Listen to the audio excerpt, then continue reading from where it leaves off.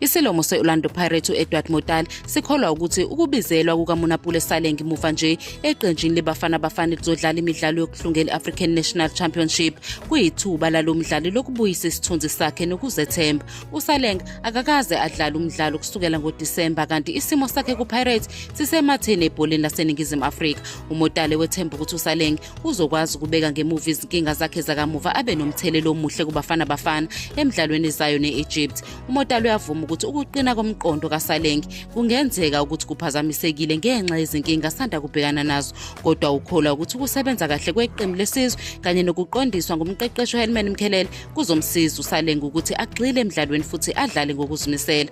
uMotale ucabanga ukuthi ukubizelwa kweBafana Bafana kuzonika uSaleng isiqalo esisha nethuba lokuqala kabusha isizini yakhe kuPirates. Uthemba ukuthi uSaleng uzokwazi ukubekezelela izinkinga zakhe zakamuva futhi abe nomthelelo omuhle eklabhini naseqenjini lesizwe.